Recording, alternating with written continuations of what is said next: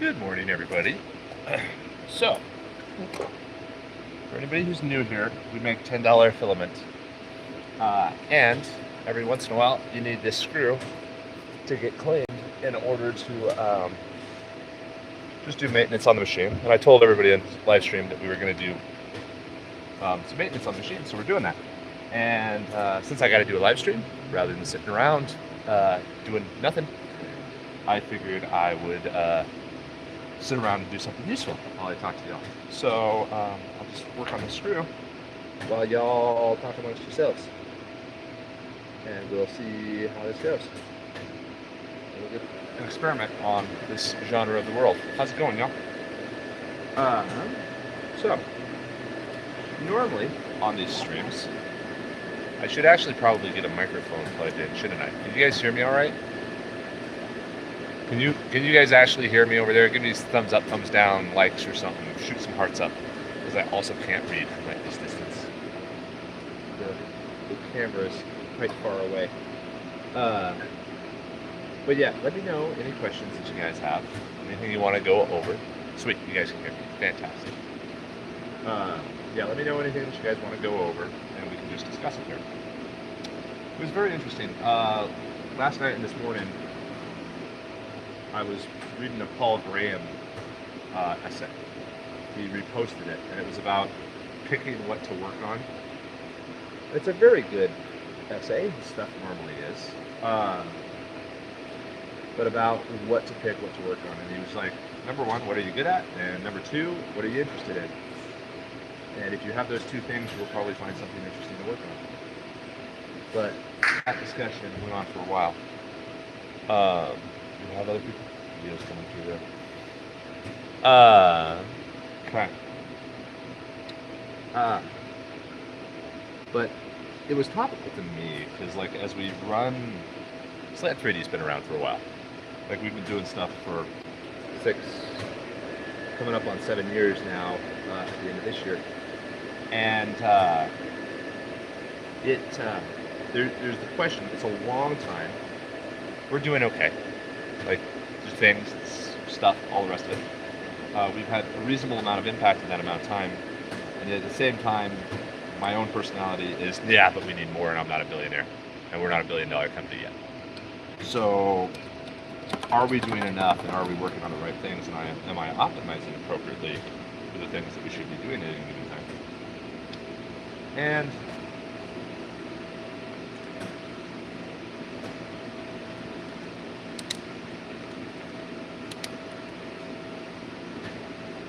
I'll be back in just a minute, guys. Cool.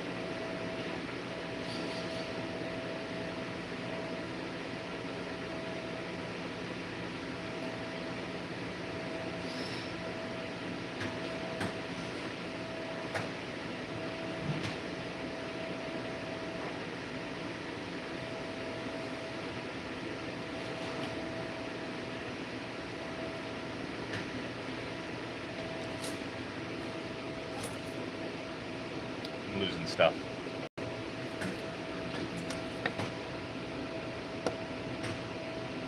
What are you working on? I'll get to it in just a second. I gotta check a thing. I've left a bit.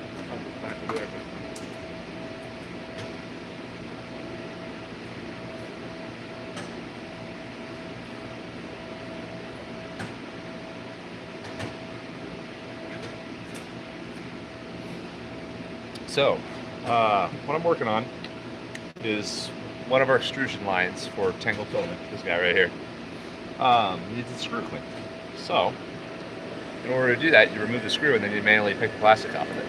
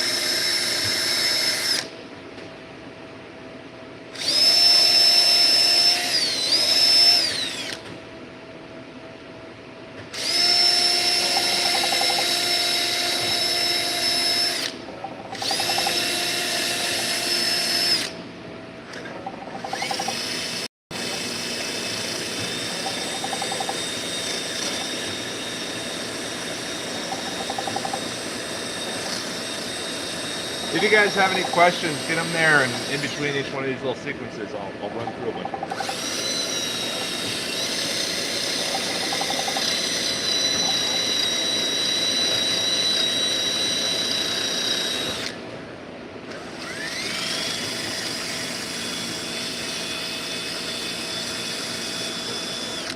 Also, if there's any extrusion engineers watching, tell me what happens what it means if they're in a particular zone of the screw.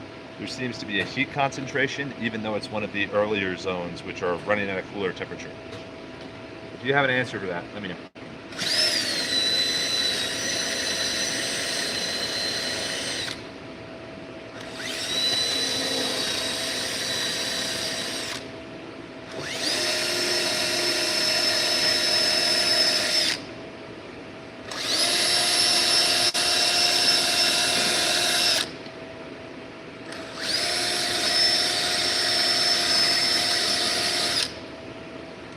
All right, what do we got? How does returns work on portals? Like, you do refund, replace, or the vendor pays? So returns on portals, the customer has to reach out to us. And then, yeah, we generally do an instant refund if that's what they want there, or a replacement. So it has the same policy, but it's on, but we effectively make the call on it. So, because we're the ones who pay for the shipping and pay for the returns and pay for everything else. The designer is effectively licensing their design for us to sell for them on their behalf. So, yeah, that's how we do it. But we have the same kind of, instant refund policy that we have on everything else. Teleport, portals, all of them.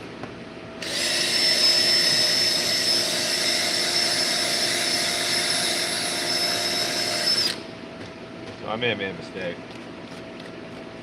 I've been working on this while it's hot, or while it's really hot. And that means that you have, what do we call it? Stuff is almost too liquidy, so you don't peel it off. You end up spattering it off, and more spreading it than actually removing it. Oh, up here to cold spot.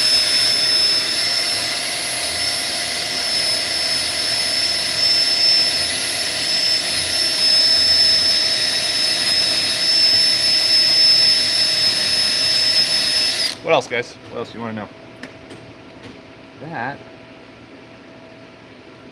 it always looks like streaking, but it never is. I'm always worried to death that there's a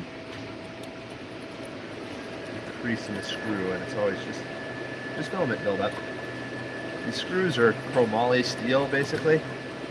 Not basically chromoly steel, but I feel like there's nicks in it, but it's just striations of plastic on there. Oh, we got a bunch of people around. What's up, guys? If you guys want any help, either 3D printing business or something else, this is the time to do it. If you want to hear about life, the universe, and everything, this is the time to do it, because I can chat and work at the same time. Multitasking. This is actually the best thing to do, because yeah, I can work right here while I'm on the stream, so I can actually be productive even if nothing's happening on the stream. But it's a great time for you guys to get extra help and questions, and I can feel like I'm still doing something useful.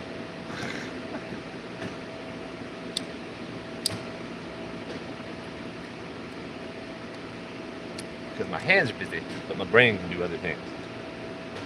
What are you trying to make 3D printing files less accessible? Why are you trying to make 3D printing files less accessible, shareable? It seems antithetical to the culture of 3D printing. Replacing improving parts manufacturers won't sell individually. I don't know what you're talking about. The everything that we do gives people access. So like teleport and portals give people access to 1,000 machines on demand for free, which allows more people to take advantage of 3D printing. Inside of, oh, are you talking about catalog? You're probably talking about catalog. Here's the problem. Catalog we created so that designers can actually make money from their files.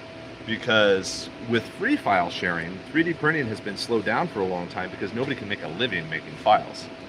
A designer who does really good work stops designing because they cannot work for free forever because they have kids to feed and rent to pay. So we created catalogs so that designers could exclusively design and benefit from their files being sold throughout the world, or the prints of their files being sold, without them having to give up control of the files. 3D printing has not been based on free files any more than like, I'm not going to use that analogy, but requiring free files means requiring people working for you for free, like they're slaves for you. And designers are not the slaves to the 3D printing community. That's not a cultural thing or a noble thing. It's fine if somebody wants to give away their work. Ben Franklin gave away the lightning rod, but he made a living in other ways. If we want people to create really awesome 3D printable products, then their designs have to be protected. And that means not emailing them to people through like a Patreon shared drive to where they lose total control of them and never get to reap the benefits from those files. So catalog we created so that designers could create really awesome products and be connected to a whole bunch of sellers who know how to sell them. And that way both people win, because the sellers aren't always very good designers, and the designers aren't very good sellers. So you create a marketplace where the two of those people can get together, and then everybody wins. And people who don't own 3D printers can also get access to the 3D printed products. What's next? Can you 3D print an analog clock using Claude code? Probably. You can also, inside a teleport, we have a clock insert, so you can just design the outer housing and the hands, and then you can put it together with that mechanism, and then you have a clock. I imagine Claude code might be able to almost one-shot the gearing for a clock, maybe, if you were using like the SCAD stuff.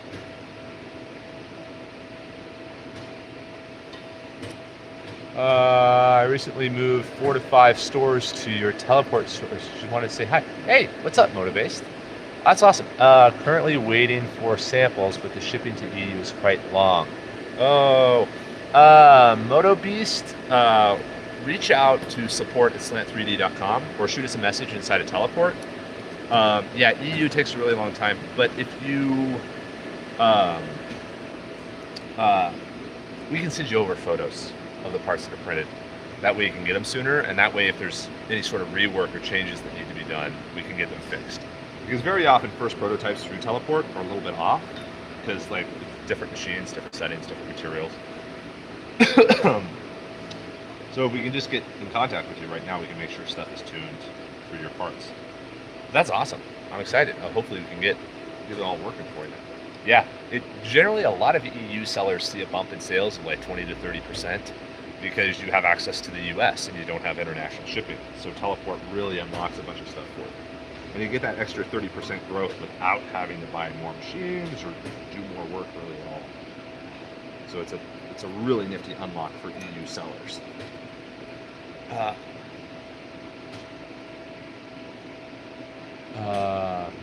Ooh, yeah.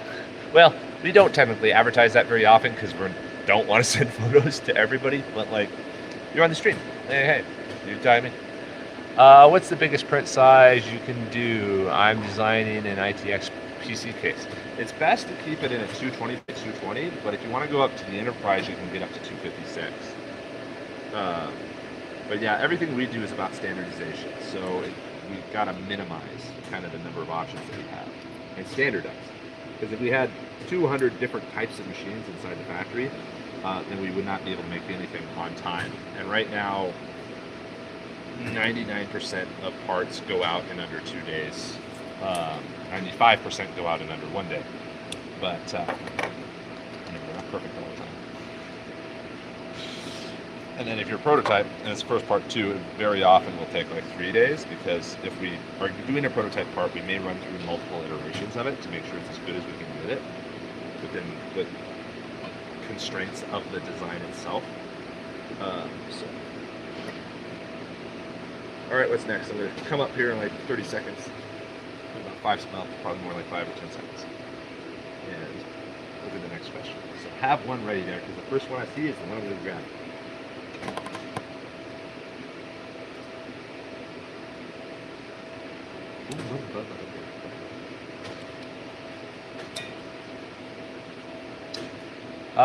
Some time ago, you mentioned the possible print farm in the EU. Any updates on that? No updates on that. We're going to do it, but I don't have any updates on that that I can't share publicly right now. Sorry.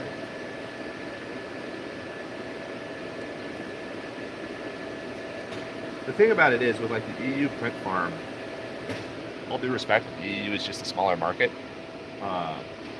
If we have the United States covered, then we have the United States covered. And the United States consumes more stuff than anybody else on the planet. We buy more stuff than anybody else. Which means that you as an EU seller don't really want me moving over to the EU. You want me covering as much of ground as I can in the United States so that your orders ship faster and you make more money. It's just kind of an economic decision. But yeah, we're working on the EU farm, even so. Come on. We're getting there. We're doing the best we can. Can't do everything all at once. I've tried that before. It doesn't work.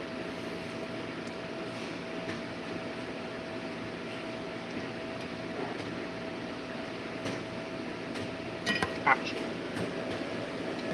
Try this.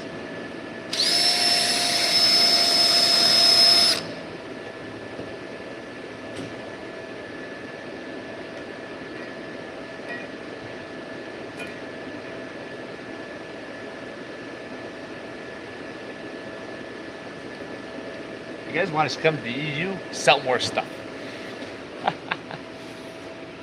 Some time ago. Okay, we got that. Also expensive. Oh yeah, shipping to the EU is expensive. What's yeah, I think I got all this stuff. Cool. Where's everybody coming from? Where is everybody? Obviously we have a couple people from the EU. Where's everybody else?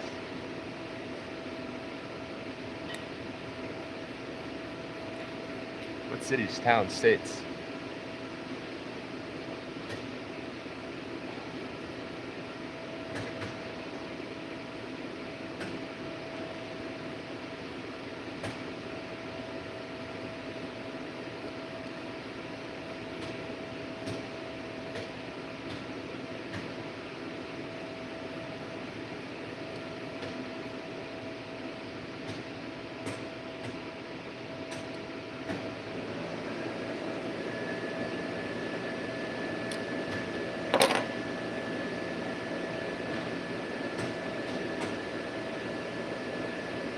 Oh, this is what you want right here. This is what I want to see. Ah, yeah. You filming like perfectly, right? And it's at that sweet temp. Oh, that's so sweet.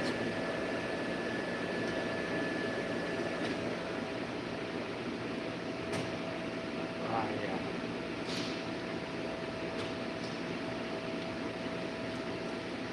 Moscow, Kansas City, Michigan.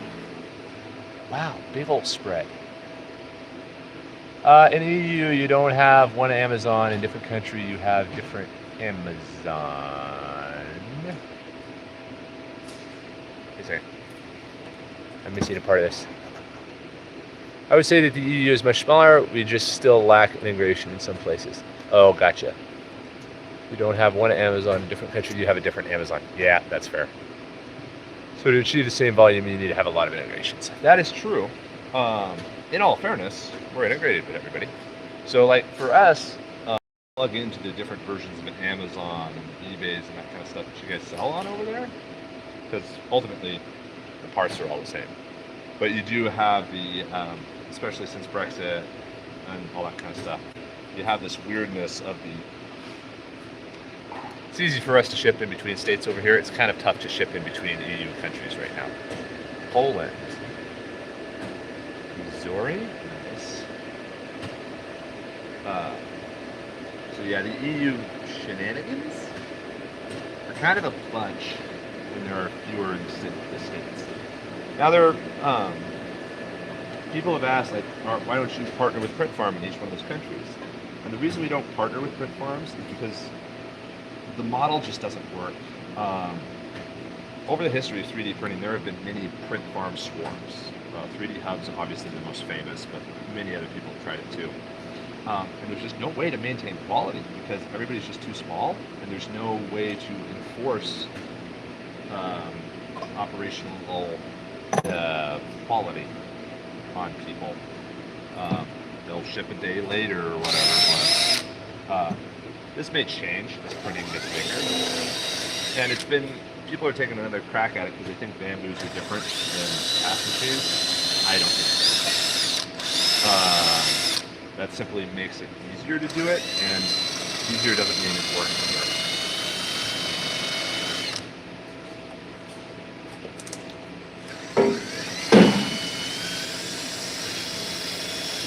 So print farm swarms are kind of like franchises. Some franchises are pretty good.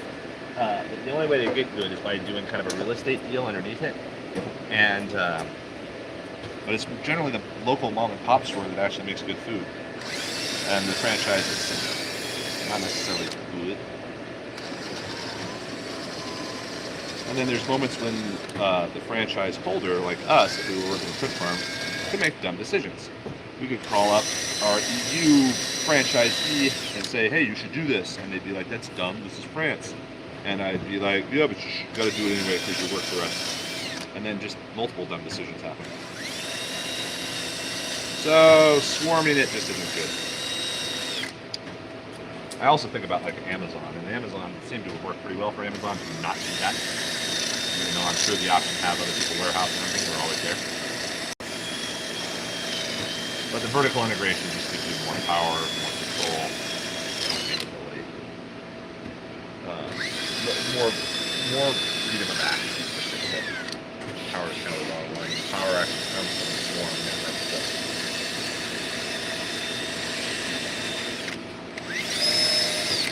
We're definitely doing it the harder way. And I think long term it's going to be more sustainable.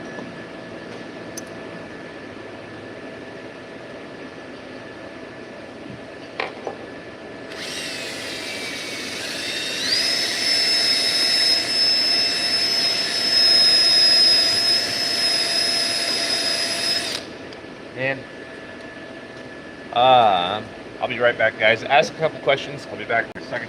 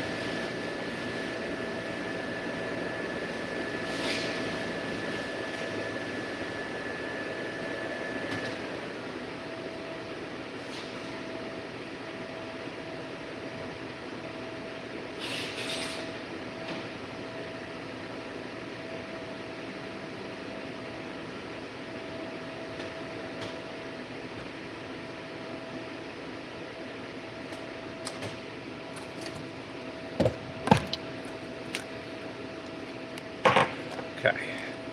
What we got? If I can recommend the place to create the first print farm in the EU, I would recommend Szczecin, Poland, medium-sized city next to the border of Germany, and a lot of skilled labor. That's interesting. We've actually been kind of looking at Spain. I'd like to squeeze you a bit about the EU print farm. Do you think it will be a matter of a year, 1 to 2 years, 2 to 4 years? Here's the thing. We could turn on the EU print farm in 6 months. Probably less than 6 months even. But we have to know it's going to be useful.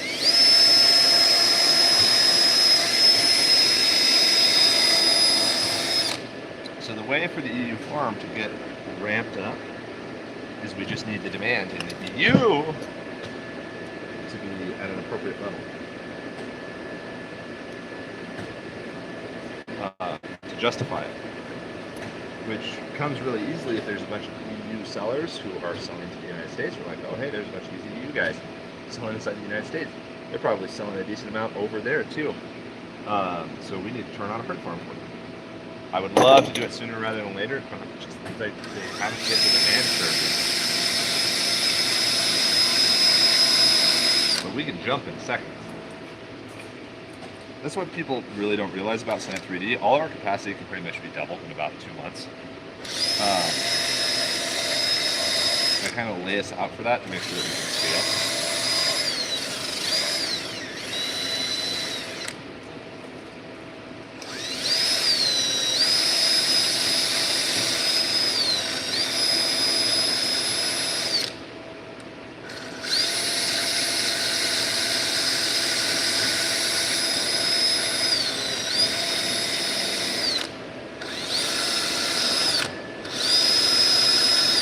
But yeah, we'll go anywhere that there's enough demand for it. We just have to know we have the demand for it.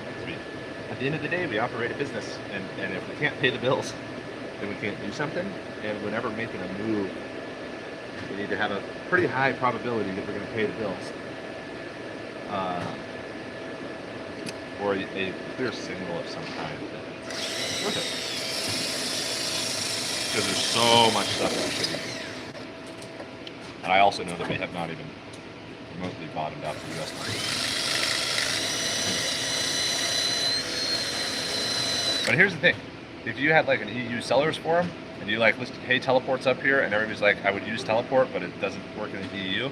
And I got a vote of like, I don't know, some number of people who are real sellers, we turn on it instantly or get like a beta going.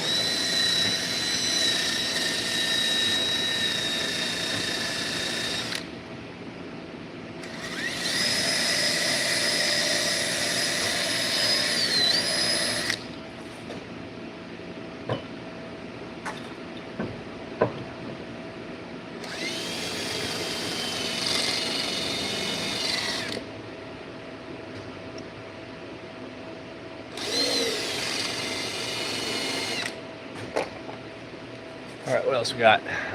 It's been a while since I've been here live. Looks like Gabe fixed the screw on his extruder. Fixing the screw on the extruder. Have you tried CO2 to cool it to the point it becomes brittle and flake off? So you don't want to use CO2 on a screw like this because you'll change the mechanical properties of it. The screws are very highly engineered, and they're meant to be hotter and then cold. CO2 can change the annealing. I'm not going to say it's wrong to say it changes the annealing, but it can change the material properties of the screw. Especially if you go to CO2 back into hot, which would be dumb, but people can do it. So the best thing to do is to heat it to like a kind of a sweet spot, and then it comes off in like a clean film. But then when you're not in that sweet spot, then you're kind of scraping and picking that. Screws are also just pretty complex, so even if this stuff does come off easily, you still have to kind of peck away at it because it doesn't just all fall off.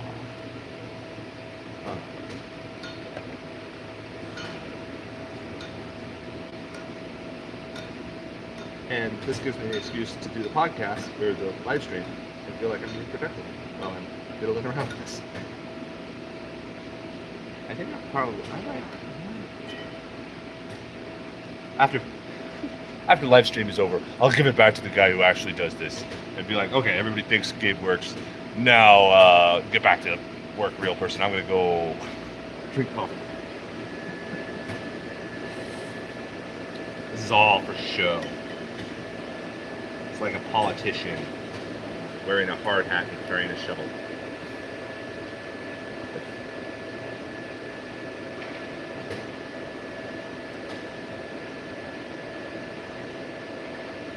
No, it's like a politician going to the state fair. They're like, I'm a man of the people. Look at my sleeves rolled up.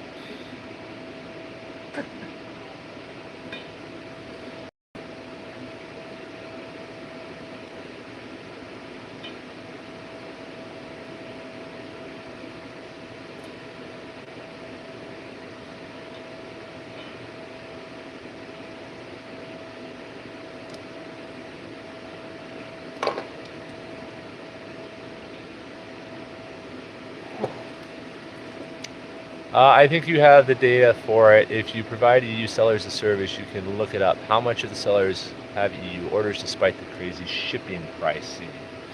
Well, here's the thing. The EU sellers can just sell into the United States, and that shows the data that we need.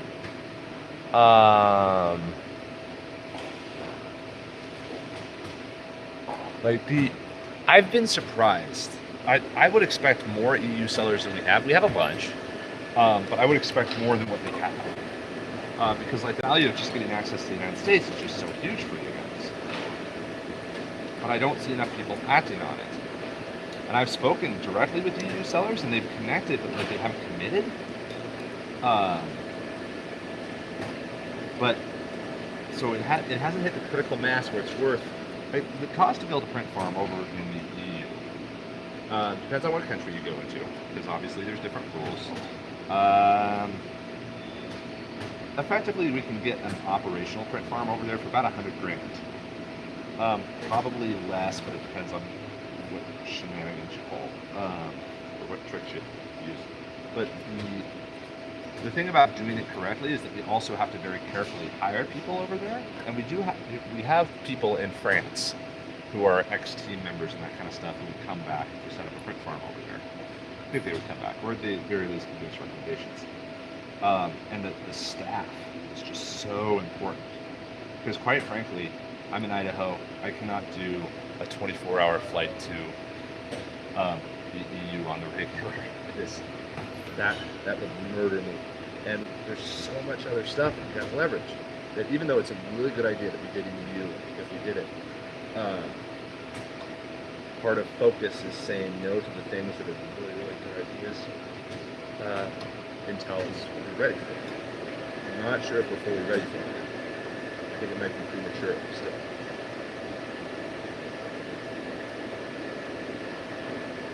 Because even if we could see that those sellers are there in the EU, I'm not sure that they would connect or send the orders to us in order to justify it. Ultimately, it comes down to like, there's just a way more we can do here in the States, and it's a huge advantage to the EU sellers, that it's best if we just really, really maximize this thing.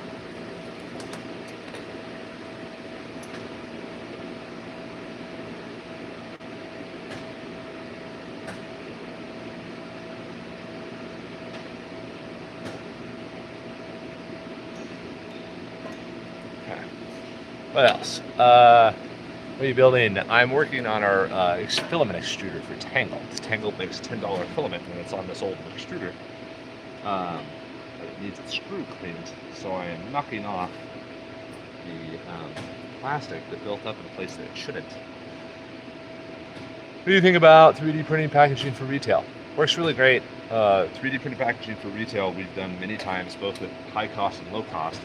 Very often, packaging designers will think of it for like premium packaging. They can be used everywhere. They don't know. They don't care. Not to like this. Just don't know that it's capable of doing it.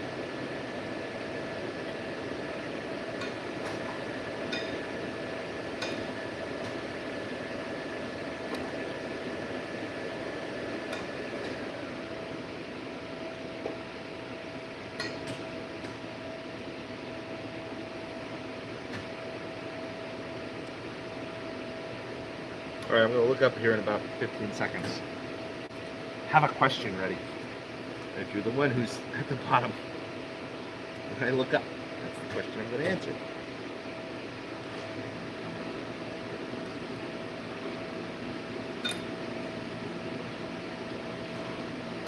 It's got too cool again. Now you're chipping. But better.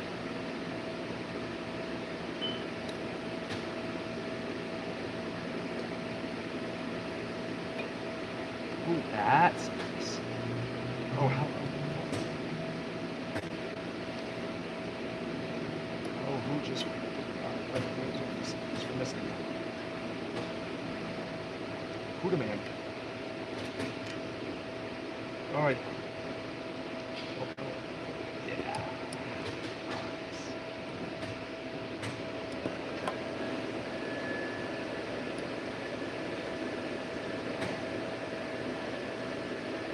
Okay. Can you tell me who do you recognize as big client of Teleport? I wonder what requirements I need to achieve to be recognized as one. Maybe the sales above a certain point. Well, yeah. Certainly the sales help. Like if you're making us money, we want to help you make more money, so that we make more money, so that you make more money. There's not like a metric of like a big client and that kind of stuff. Obviously, if you can. I would say that you have to get into like thousands of dollars of sales to be recognized as like a big client. You can see some of the examples of ones that we've worked with in the past that are like public examples that we get to talk about. There's like Little Ouchies. Little Ouchies do tens of thousands of dollars of sales in a couple of weeks on TikTok. And they were a Teleport user. And then there's a few I get to announce here fairly soon, I think. Should be active and turned on here pretty quick. But that's the thing. Like so many of the sellers don't want to don't want to broadcast that they're doing it because that broadcasts what their product is, and they're like, I don't want a bunch of 3D printing clones to pop up. Okay, but you have an audience of a bunch of people who just clone a bunch of stuff. I'm like, yeah, get competitive. Which not really the answer they're looking for.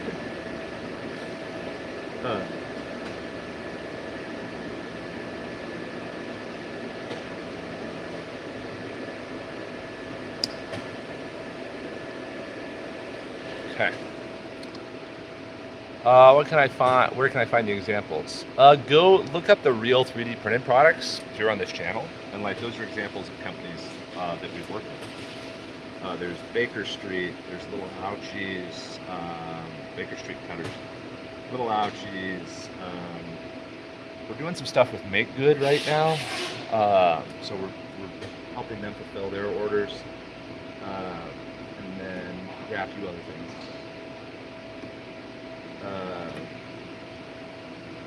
Yeah. Luke Edwin, who's a YouTuber, we do stuff with him. We fulfill his merch, basically, because he designs 3D printable camera accessories. And we do this for him, so we can kind of spend all day printing packets.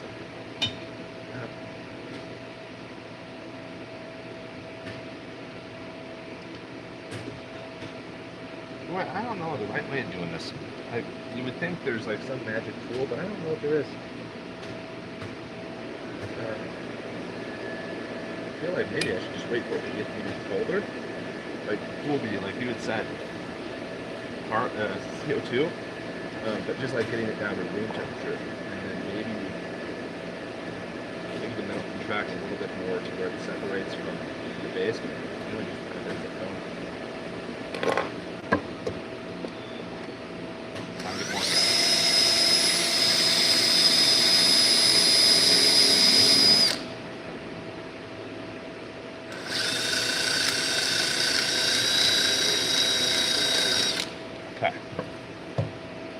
Okay, what do you think of the new rules they're making for 3D printers and software?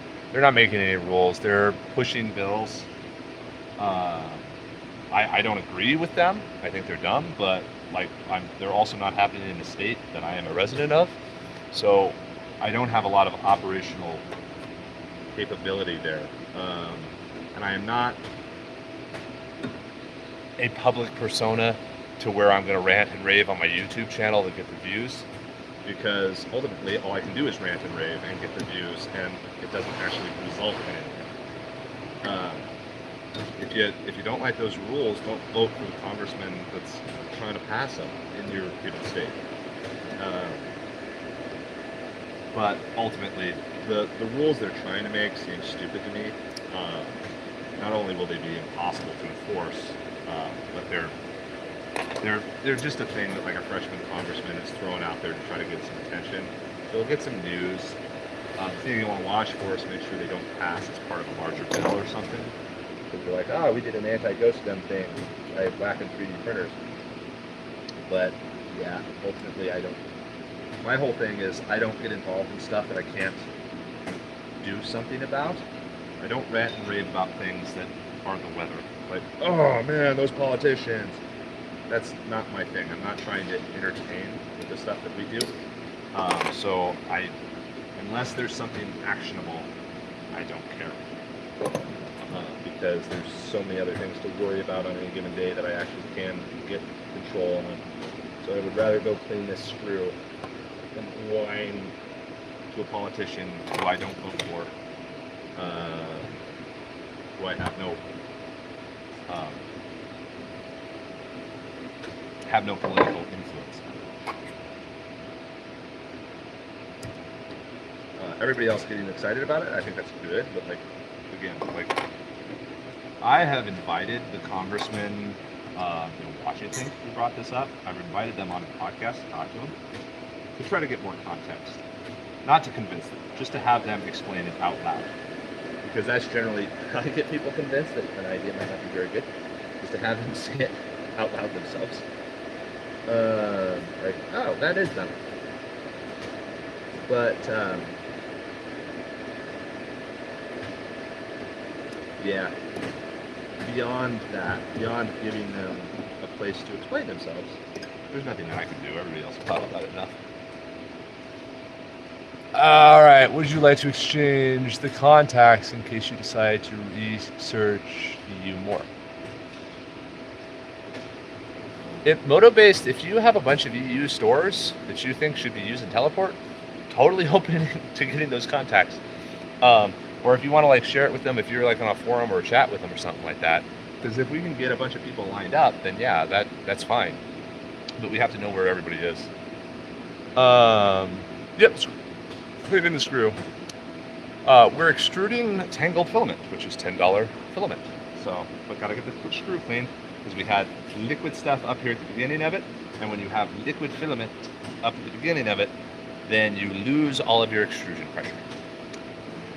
So we gotta scrape this down to a nice polished sheen.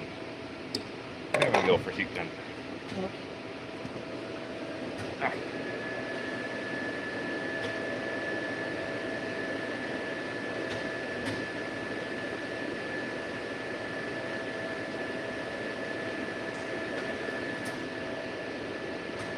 Not a heat gun. Oh, there it is.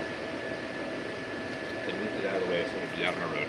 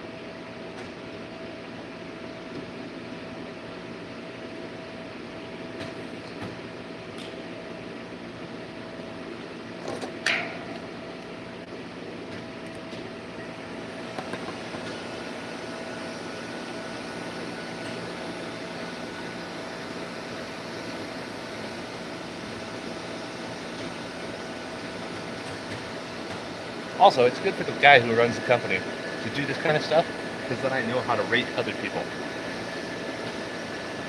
come down here, otherwise it takes them like 3 hours. And I'm just like, oh, you should get that done faster. And then I do it and it takes me 6. So I'm just like, wow, you're really fast at this. I'll shut up.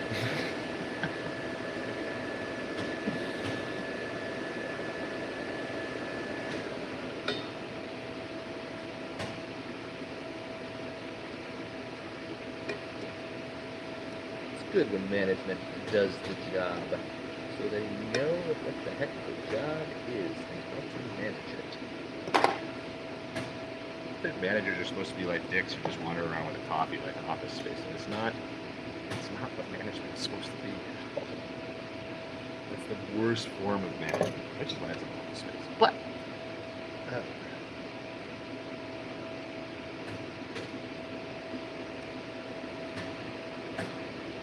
people still think that management is being the boss, and it's not what management is. management is enabling your people to do the best work that they can. Sometimes that means giving orders, but generally it means creating a situation where people can do the best work. Some people need a task master, some people need an encourager, some people need a coach, and it varies based on the person. Many managers also can manage things. All right, what do we got? Massive 3D printer spin rod. Yep, sure is. What kind of a machine is your print farms based on? I remember those built with aluminum extrusions. They look cheap. Did you switch to the other models? So our machines, here's how you can qualify cheap. A bamboo machine or an off-the-shelf machine expect to operate for maybe maximum 5,000, maybe 10,000 total hours, and which effectively means that they burn out in about 18 months. Our machines, those quote-unquote cheap machines, that don't have a display because you don't need one, they're minimal so that they can be maintained, and they don't have extra pieces that aren't necessary because beauty has nothing to do with function. Our machines are expected to run for 5 years, 24/7. There is no machine that exists that operates that long and that reliably. And this is a dirty little secret of everybody building out the great big old bamboo print farms. All those machines are going to burn out. They're going to burn out. And when you have to replace 10 machines, it's not a big deal. But when you have to replace 3,000 machines, it is a big deal. And a lot of these print farm operators don't recognize that. You build, to be, in all fairness though, printer depreciation for like a bamboo machine, it's about 5 cents an hour that you pay for the depreciation of the part, which is not that big a deal when you sell the toy or whatever it was for $1.50, but that doesn't mean that it's nothing. Simpler, longer lifespan, for sure. Yes. Yeah. But yeah, a really simple example of this is the displays on them. So like all of our machines are controlled through our tracking control software, which means that I can scan the code on the machine and then I instantly have the state of that machine, all the information, what it's printing, what temperature it's at, blah, blah, blah. All that pops right up on my phone. And that means I only need one screen to see the states of all the machines. So why would you pay an extra $1 for a machine? Or an extra, well, displays are more like $5. But why would you pay any amount more for a thing that just isn't used? So, what we got here.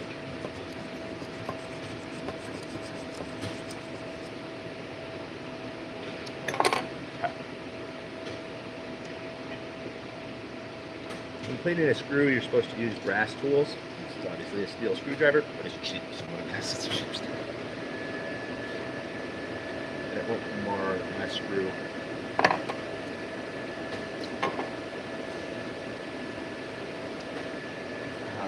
The sneaky stuff is when you have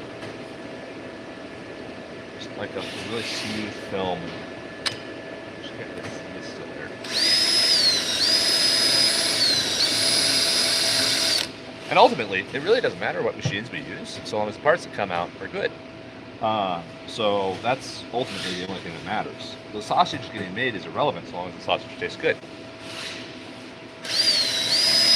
And our sausage tastes excellent.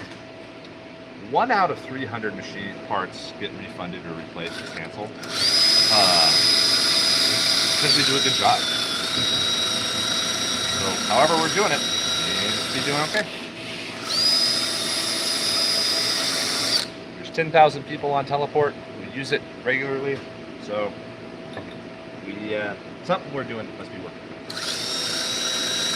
And that's ultimately the only metric that matters, is do your customers leverage it.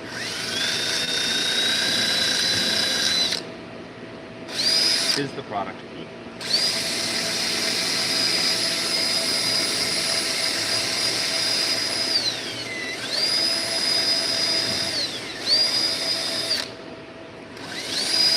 All right, what's next? What display do you use for your machines? Is it custom slicer or one of the generic slicer softwares? So our display, like I said, we try to avoid displays on our internal machines because you don't need them. Just run them on your phone, so you don't need a display. As far as slicers, the slicer will be whatever is necessary for the part. Our slicing system is a custom build that allows us to modify the slicing on a per part basis based on how the part is doing. So even though we have default settings for the slicer, if a part is not printing appropriately, those settings get changed in order to make sure the part prints as reliably as possible. So our system is actually really quite intelligent, and that it will make parts better as they are printed more and more. We also have our engineering team review parts. We're like, this part we make a bunch of, it kind of sucks because auto-generated support is garbage. Can you guys design support into here? And we'll just do that.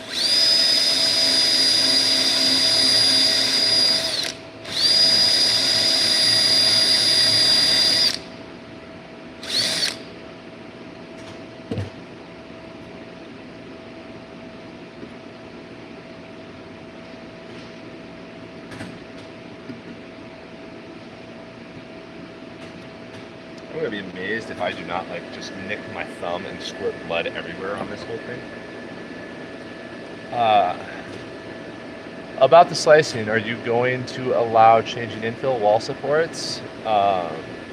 Support you can turn on and on, but the default settings are a 1mm wall and 25mm thickness. If you need particular strength or something like that, it's best if you design that in the STL itself, by using micro features, because then it's independent of slicer settings. But also, there's precious few parts that actually need custom slicer settings beyond that. This 25% infill is fuller than most people ever run, and a 1mm wall is fine in 99% of applications.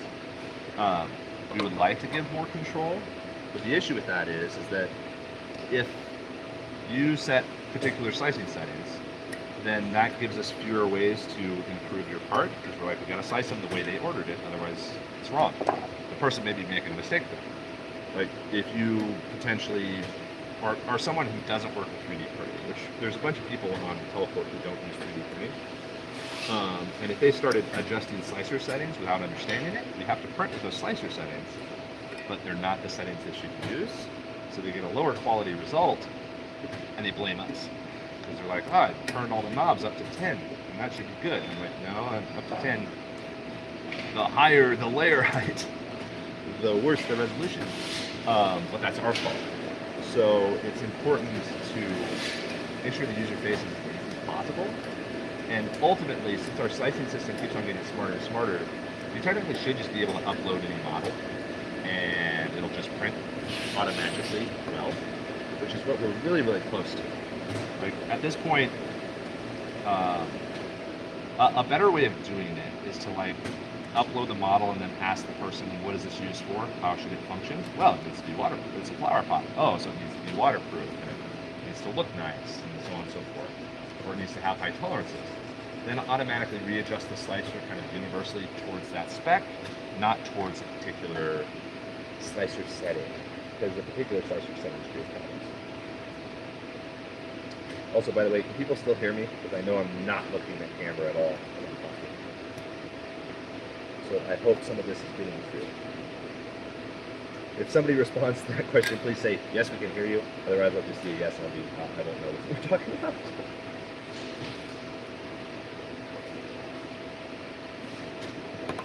or say, I can hear you, but it's not that good. That's also an acceptable answer, acceptable response that is useful so that I can improve and adjust to where it's useful for folks watching.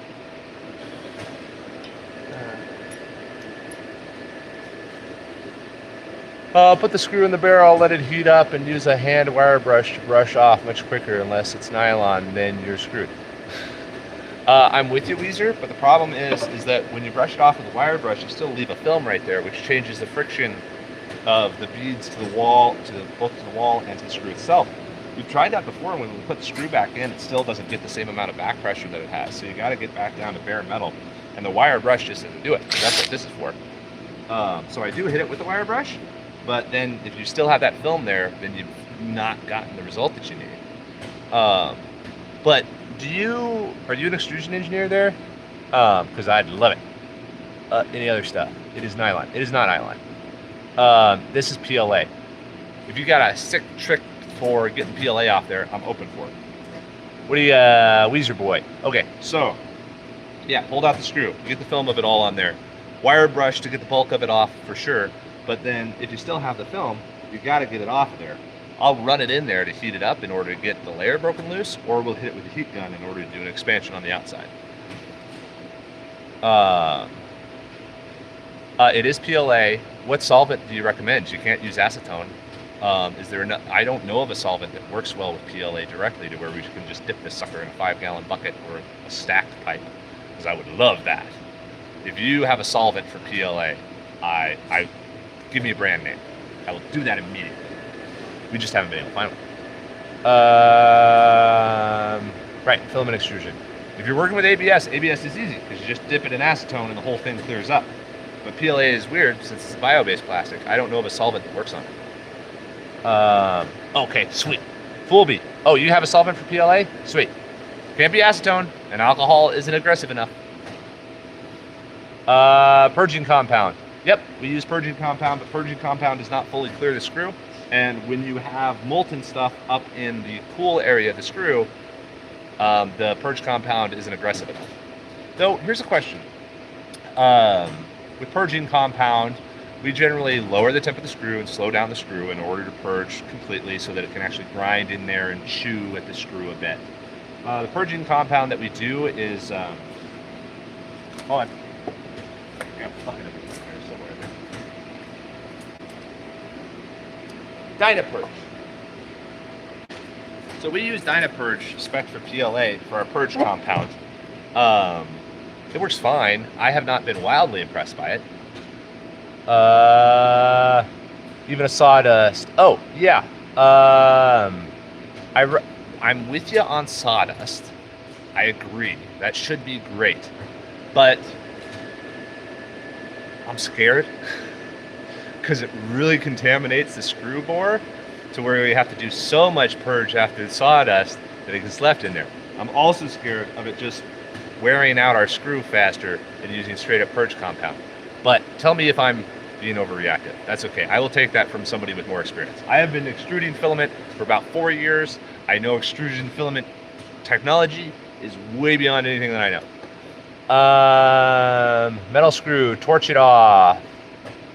Is not practical, just idea. Well, I want to avoid torching it off. If we put a blowtorch on it, then you can affect the material properties of the screw. So I kind of scope everybody to just the heat gun to whack it off, and that's kind of where we land. Overreacting. Been in extrusion for 25 years. Sweet. Which one am I overreacting to? Sawdust inside my screw? Is there... I got wood flour. We got wood flour in to test this. Does it? So, Weezer. That's not hot. Sweet. Okay, so, everybody else looking where? So, main area, feeding area right here, conveyor area, compressor area up there. Weezer, we always have buildup on the back side of the flutes of the screw. Using wood powder and that kind of stuff, is it aggressive enough to actually clean up the back sides of the screw? Does it create enough stuff? Or not chipboard? Yeah. Fine powder. Yeah. Wood flour for sure. But it doesn't get the back sides of it well enough. because I always, even with our purge compound and that kind of stuff, I see accumulation on the back that then builds up, and then sometimes, since the purge compound is a slightly different chemical than whatever we're extruding through there, we get nasty interactions with whatever the next base material is. We use this extruder for PLA only. I will admit that a couple weeks ago I tried running PETG through it and I did not do enough of purging. And PETG and PLA don't play with each other well. But anyhow, that whole thing. The reason we were cleaning this one is because the other day when we were running it, it got into a dynamic wave format of diameter, which means that the pressure is building up and releasing. And we cleaned it up, and obviously we have a bunch of molten contamination back here, so the conveyor part of the screw is working well. But I don't know where I was going with that. Teach me, master. Yoda, tell me what's up. Sawdust is good. Back pressure, yes, yeah. Freeze it and put on a lathe. I'd be with you on that one, but a lathe is a lot of stuff. Fine powder, yep, all those things. It builds up enough back. Weezer boy, what do you mean it builds up enough back pressure? Oh, so the wood flour will build up enough back pressure to clean up the backside of the flutes. Also, oh, one other question for you, Weezer. We had a colorant. We run multiple different types of colorant, but we were running a gray up here recently, a different formulation of gray. I don't remember what the base is, but we had a fine coating. It was accumulating right here. We had a base layer of gray here that did not purge, even after purge compound. Are we running too warm with the purge? Is that why it's not scouring off the core bore of the screw?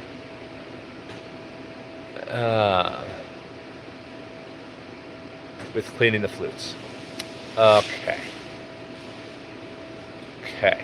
All right, so we need to do you mix the wood flour? Do you just go straight wood flour? Remove the dye, go straight wood flour, straight through the whole thing? I'm assuming reasonably low speed. This is a 175 bore screw, if that's useful at all. But let's see. Okay, so wood flour. I'll try wood flour next. Only screw, straight wood, only screw. Great. Okay. I'll do it. What's the worst that could happen? We gotta go clean the screw. Looks like a standard barrier screw. Yeah, should be. Right, here, I'll give you the preview again. There you are. Yeah, there's nothing special about this one. It has no weird mixing features or anything in it. Yeah.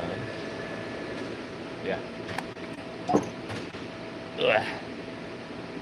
You know what's really sad about this is we're doing it on a live stream, and this will be recorded and on YouTube, but nobody will ever see this, even though there'll be plenty of screw guys who would love this information on YouTube of how to appropriately clean the bore of a screw. Weezer, do you still know of any solvents that work with PLA for clearing the screw? If I was using ABS or PETG, I'd be all over it, but PLA throws me.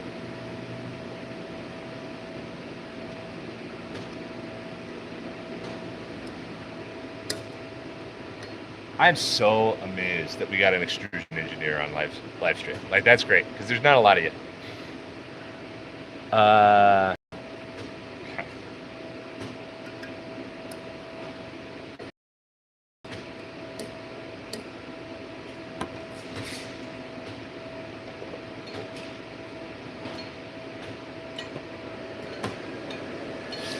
Weezer, trying to think of other edge cases that I want to know about. Oh, Weezer, here's one. As a guy who's been in the biz for a while, how often would you suggest or expect that the screw get cleaned on this kind of a thing? Obviously purge in between runs and colors and that kind of stuff, but like for a full servicing of the screw, how often do you think that should happen? I want to do a metric test to see if we're doing it too often or not often enough or anything else. Again, we only run PLA, and we will change from gray to black to gray to black. How long before you think carbonization would build up. It would require the screw to be serviced or whatever. If we were using wood pulp, I'm pretty sure we can take off the dye and just scour it out. But ethyl acetate is first suggestion. Isn't ethyl acetate effectively just ethyl alcohol? Yeah, purging compound. You can increase your residence time, let it work a bit longer before completely purging. It's essentially just corrosive. Okay.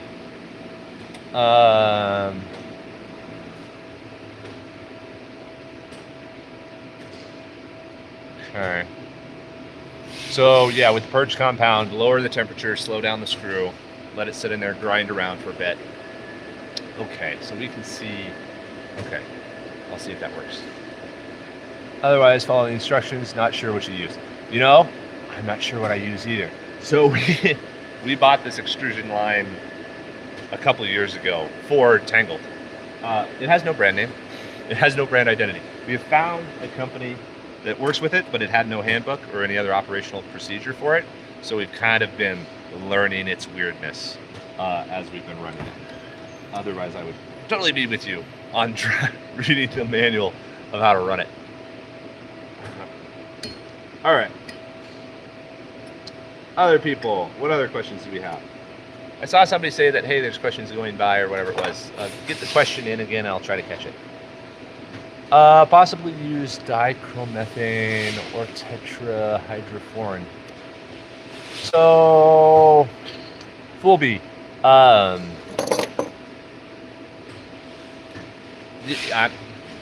work in a brick farm, but like what kind of safety procedures do we have to have about those? Because when I hear dry methylfluorine, whatever else it was, I'm just like, everybody should be in a gas mask around this whole thing. That's like my intuition. How much process control do we need around that stuff? Or do we just heat up the screw and dump it in the back and it won't catch fire? Or do you run it cold and then dump that stuff in? How does that go? You're having to, if you're not running into issues once yearly, I have machines that I've never had to take out once others years. If you're having to do monthly, then too many problems. Okay. That's fair. It hasn't been monthly, but I would say we've probably been doing it about bi-monthly, mainly for contamination. Like we've had an issue. We ran this thing for a full year before we pulled the screw. And then we pulled the screw because there was carbonization building up in there. And now more recently, we've been cleaning about once every 2 months or so. Is there, rather than like monthly, well, you're an extrusion engineer, so I assume during that year they were operating daily, continuously, 24/7. Because I would say that we get, how many operational hours from the extruder? About a full month, 24/7 of operation of the thing.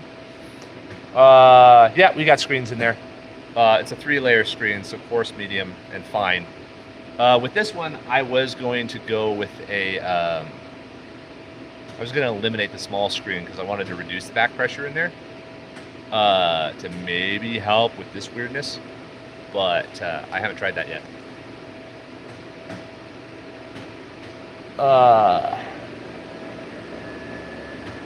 Fool B, I was thinking more as a manual process just to clean the screw on a live podcast. That's what I'm doing here. With trimethylphenylene? Or whatever that was? Okay, so where's your boy? We should be shooting for 1 screw change per. Okay, cool. With purges throughout the year, of course. So you're removing the dye, doing a purge with sawdust. Weezer boy, how about this? How often would you expect the screw to need to be purged? Okay, I'm going to do a lazy version of this question. Should it be purged after every single run? Or is it okay? PLA is low temperature, so it can sit in there and cook, which you don't really like. But if you do a slow cool down to where PLA doesn't carbonize inside of the board, you need to do a full purge after every run, or should you do a purge after a certain number of hours? Should it be between start and stop, or should you do a purge after a certain number of hours to remove any contaminants? See you later, Moto-Based. Oh, here we go. Good one coming. Teach me.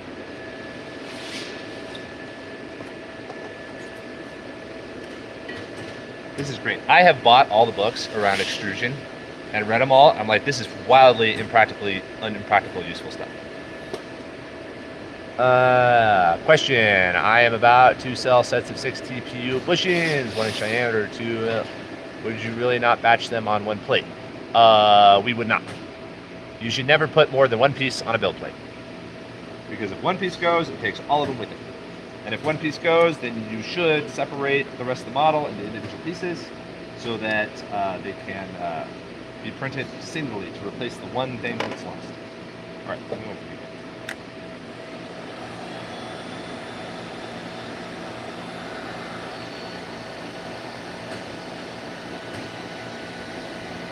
Also, we haven't turned CPU less on loose on portals yet. Teleporter.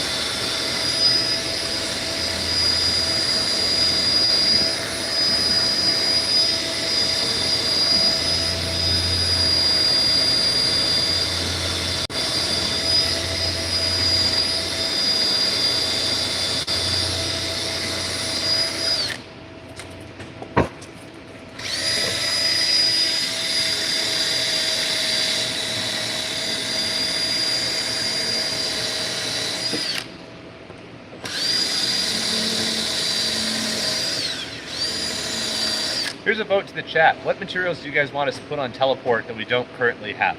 We have PCTG, PLAs, main ones. What is the next material you think we should add? I'll take a vote here on the stream.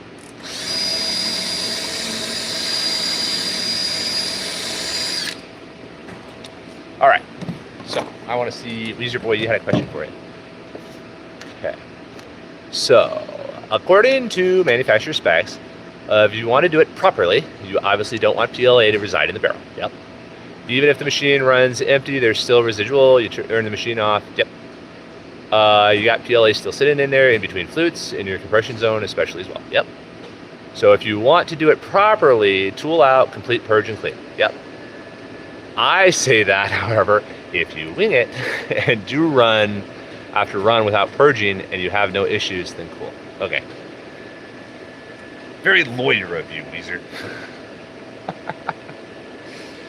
If the manufacturer says you should do this, but if you're getting away with it, then it's okay. We're probably not getting away with it, so we probably need to do a full purge after every run where you remove the die. I don't like removing the die, though. Like, it's not just because I'm lazy, but like our die is a freaking 6-screw Titan thing, and every time we remove the die, somebody puts it back on there too loose or too tight, and then you have leaks in the die, which then eats into our heating elements, which again is process control, and I should man up. But if you eliminate the step, then you know it can't go wrong once it's been done right, because nobody's going to mess with it.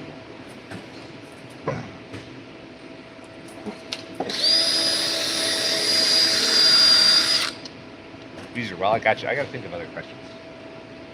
Weezer, would you email us? info@slant3d.com and let me bother you whenever. No, you don't do that. You have a job. You have life. Well, I got you on the stream. What are other questions I want? This is an opportunity.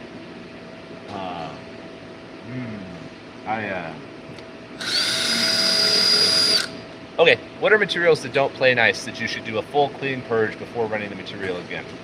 Can you extrude PCTG immediately behind PLA and then of course just do enough purge to make sure that you don't have mixing? But will that create an interaction or a problem inside the screw? Or is there some other material combo like that, like going from ABS to nylon and they'll blow up? I don't know. In your career, what is the thing that seems obvious to you now that you discovered and you're like, wow, I was a moron because I did that for a long time? Like, what is the obvious misstep that like everybody starting in extrusion always does, so that maybe I can miss that one as we keep on scaling this up? Because we're putting in another extrusion line. There's another one over there. We're gonna put in another one. We keep on scaling up Tangled, and we're working on the PCTG production right now, the tough filament production. I'm like, well, we're gonna be scaling out this whole filament operation. We gotta do it more. What are we doing that's stupid? Nylon, do anything else. Okay. Down, it's going to degrade. Torque. Okay, let's see here. Maybe TPU or another flex up. Well, I say that, however, if you wing it, okay, cool. Atom Carver, PBA, well, it's PLA, or another. So if it's sitting at 200 to 210 for 40 to 60 minutes while the machine cools down, it's going to degrade. Sure, but yeah, that's not one of the issues. And carbonize, nylon to anything else. By the way, what happened to PCTG? PCTG is being made right now. Okay, cool. Nylon to anything else. Sweet. Well, we're never going to do nylon because nylon's way too hydroscopic, and I don't want to have to deal with the drying of that crap. So cool. Like, I don't see a world in the next 10 years when we're extruding nylon, and if we do, it'll get its own line. Okay, cool. So nylon, never to anything else. That's good stuff. For everybody else, yeah, the PCTG, it's being produced right now. We're gonna get 1,000 kg of it made out over the next 2 weeks or so. We're doing it with production partner. That's getting done, and then we'll ship it out the week or two after that. So it's like the end of March, effectively, is when all that stuff gets shipped out. It's taking longer because we had planned for 500 kg, and then we surprised them and said, you know what? Send us 1,000, because we think we could probably sell another 500, and it gave us some economic advantage that we can then pass on to you guys here once we figure out how to do all this stuff. I have a call. I'm talking to that supplier again later this week, and we're going to scope out like the next 6 months. I'm going to be like, okay, dude. So if I really turn this loose on you, don't do this little pre-order thing, but just get it going on the regular, what is the structure of that deal so that we can do this well and trend towards 13? In order to get to the 13, we're going to have to bring production in-house because it's just necessary. Otherwise, you have too many people's fingers in the pot. But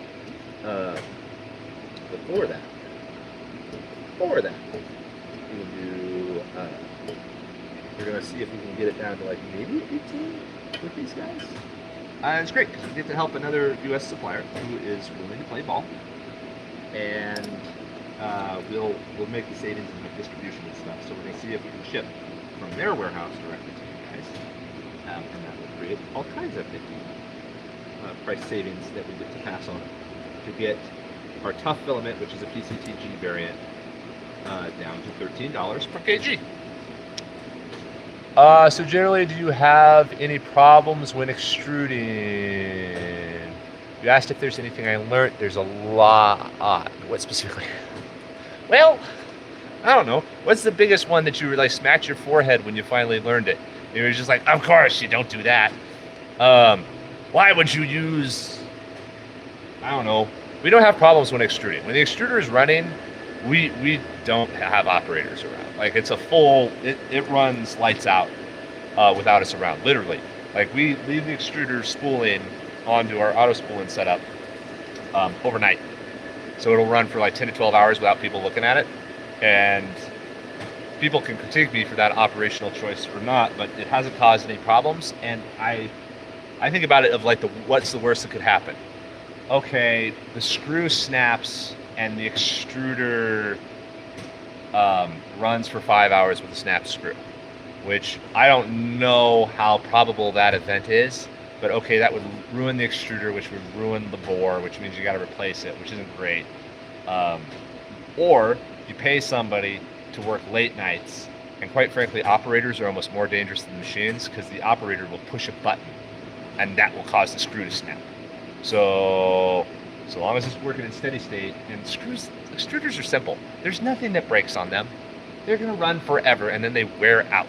So I don't know what the giant blow up would be to letting it run overnight unattended. Or I'm willing to deal with those ramifications. It could catch fire, sort of, but not really. But yeah, when we're extruding, we run very continuously.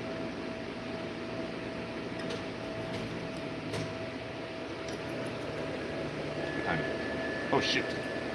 Okay, I actually need to get to work.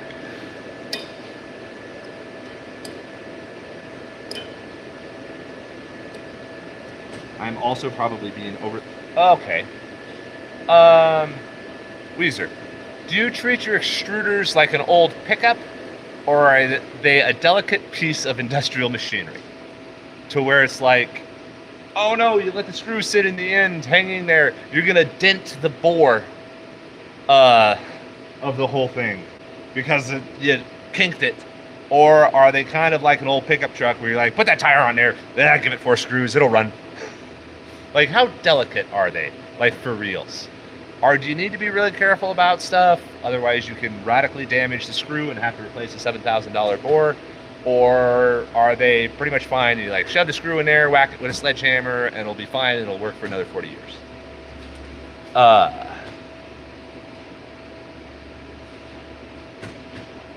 If it ain't broke, don't fix it. If you had to say, get a good maintenance protocol in place, yeah. We have a pretty good maintenance protocol in place. That's what I'm doing here. I need to change the transmission fluid on it here pretty soon. It's been running for a while. That needs swapped out. But yeah.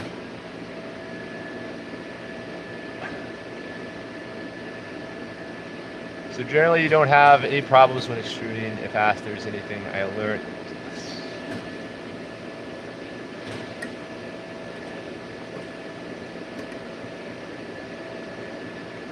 Yeah, I grew up working on farm equipment and that kind of stuff, and my dad was, you change out like the oil on the cutter bar of a mowing machine.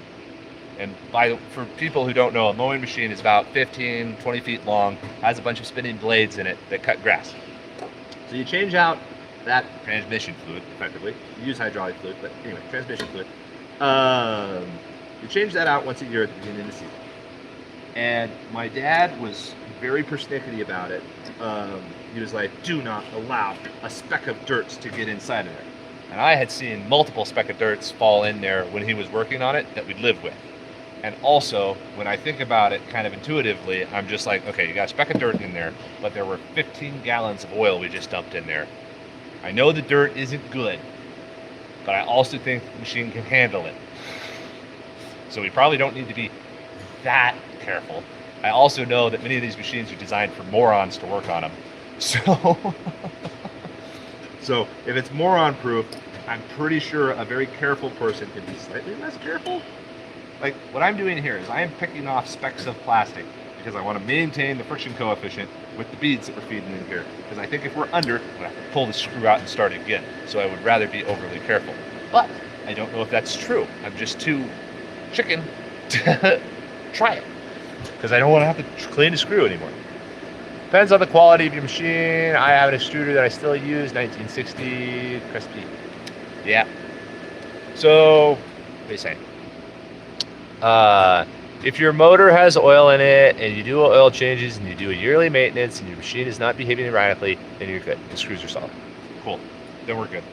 Did you, on that 1964 machine, have you ever had to change out the bore? Sure. Or have you had the screw wear out? Or will the screws last forever? Because I've been meaning to get a spare screw, because what we should be doing with this is you pull out this screw, you put in the clean one, and then you spend 6 hours changing this screw. This is a waste of time. So I've got that spare screw in the mail for this one, because I don't know why we haven't done it. But we didn't used to change the screws often. But once every 2 months, Quite frankly, I'm the CEO of the company. I got other stuff that I probably should be working on rather than cleaning the screw. But I'm multitasking by getting a stream done. So yeah, we're gonna get a spare brand new screw that fits in there. Quite frankly, the thing that slowed me down on that was just making sure they were gonna send me the right one.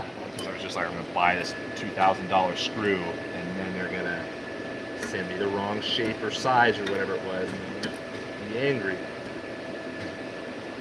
And then the tariffs will double, so it'll end up getting more. So that. On the same screw. Run nylon PP ABS.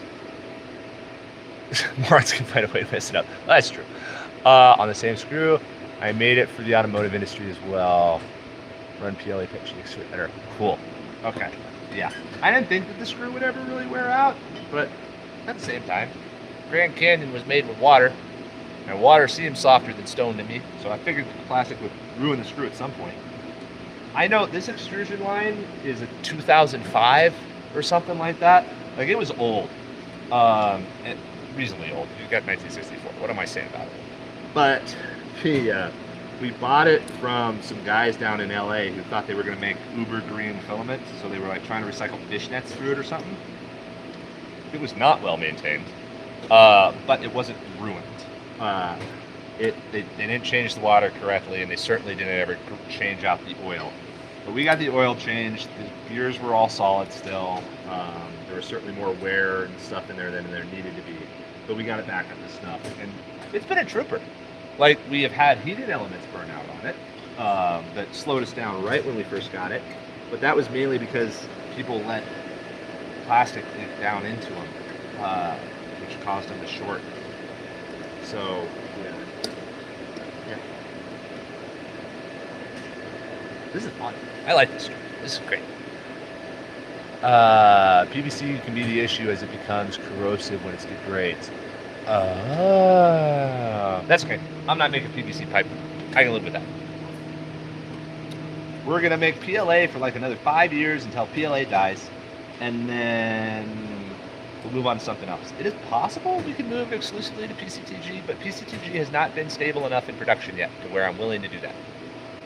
Also, in a conversation of like more settings inside a teleport, if I restrict everybody to one color, everybody's gonna be pissed.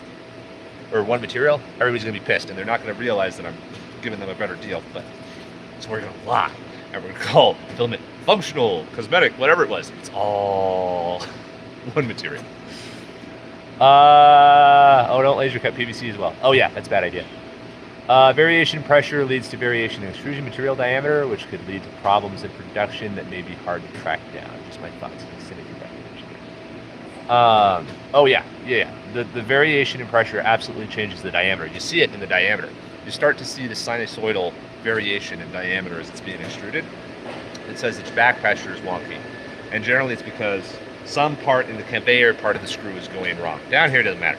But the conveyor part of the screw is not grabbing enough to actually push it along. Because when you think about it, screws are kind of weird. Screws are just a friction way of moving stuff. But like, if stuff is all sitting in the screw, it can just rotate in the screw pretty darn easy. So it's sort of magical that like screws work at all, that there's enough forward pressure to force it through, even though it could just sit there and rotate and kind of be fine. So screws are a little bit nifty in that the world settled out right to allow these things to function, to where wall friction is less than moving forward and out.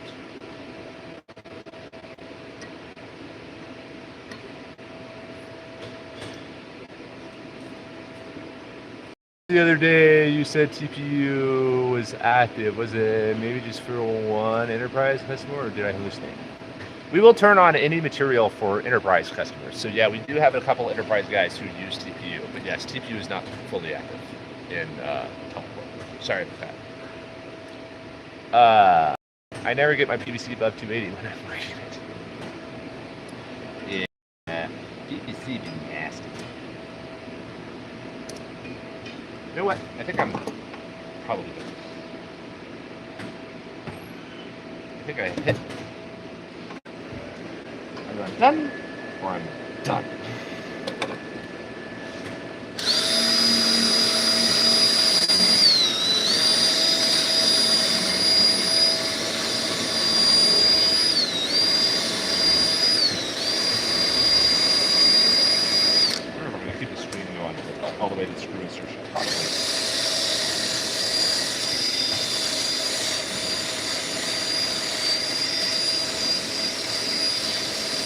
This is good TV though. This is stuff that people can't see normally.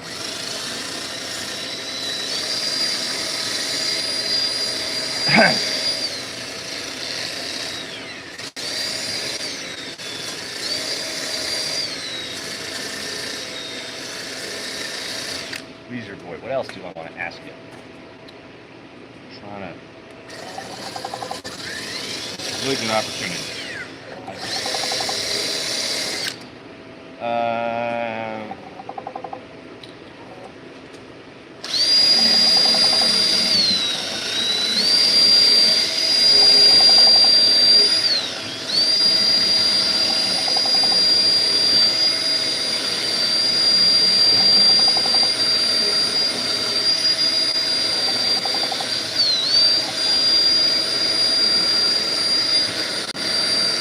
Oh, Weezer boy, I have a question for you.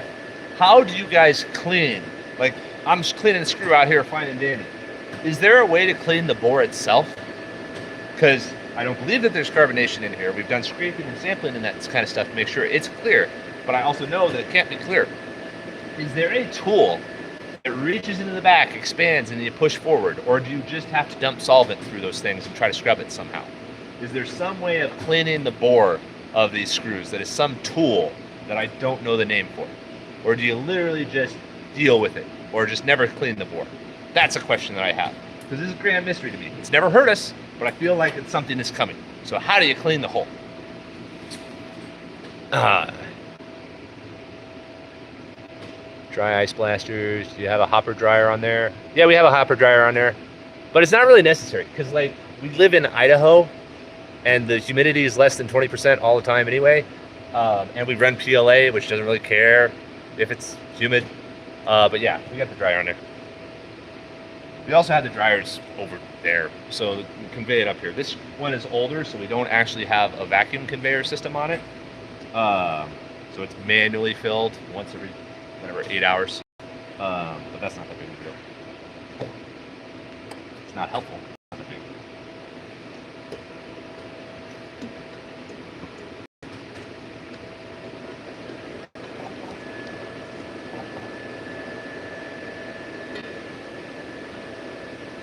And we also don't run nylon, so drying's not as important.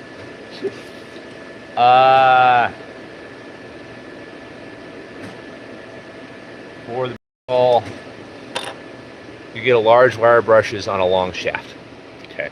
Are there circular brushes, or do you get like literally just like a boot scraping brush that's just a regular scrubbing brush, and then you just rotate the stick that you got it on the end of?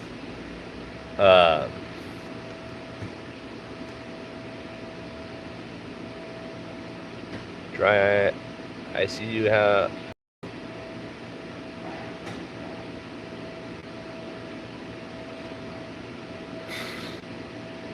That's right.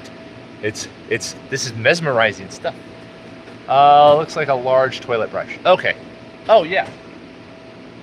Oh, you can find wire versions of those things? That's what I want. How, when you're shoving the toilet brush up there, how do you make sure you accumulate stuff in the back? I guess technically you can push out of the screw hole, so it's a deal.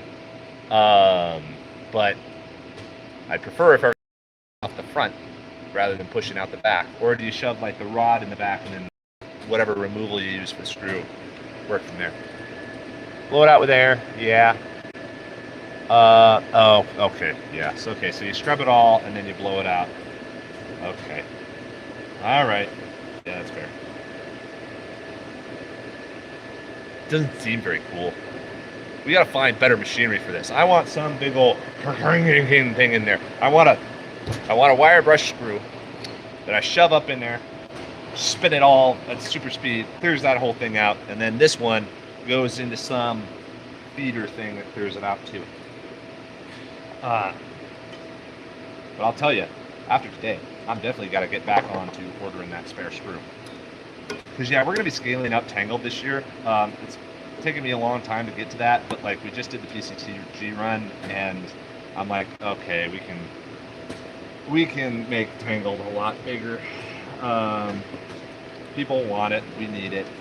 The U.S. needs it, because U.S. manufacturers aren't able to get there as far as They're not able to go as far as we can because we have multiple revenue streams.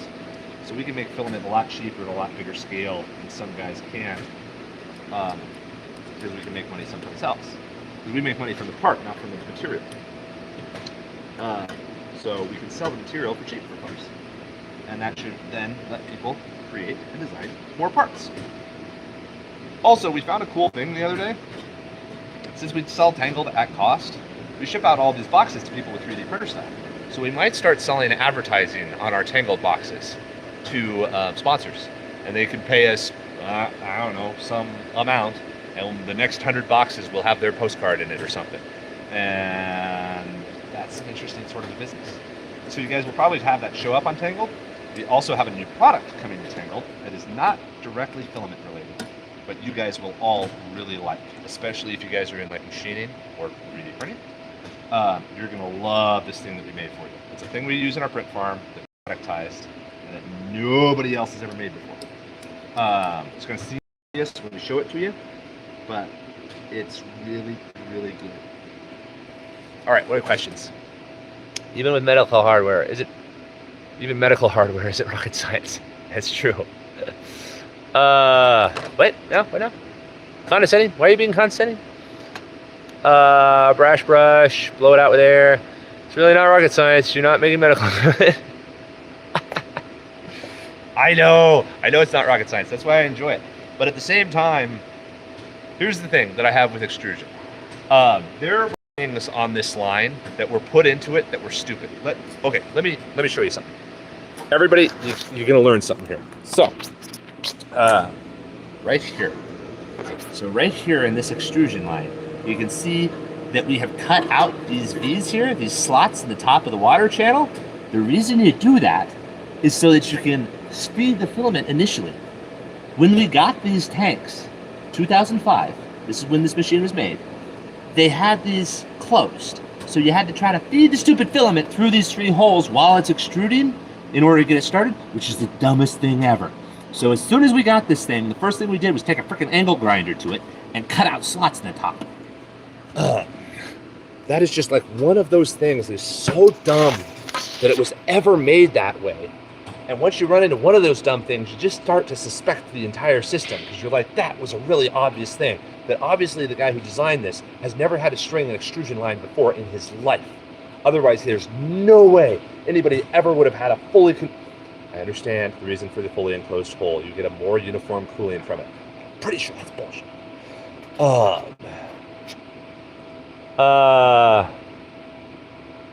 Someday this week or next, you will let out a scream as you find a wire bristle in your shorts.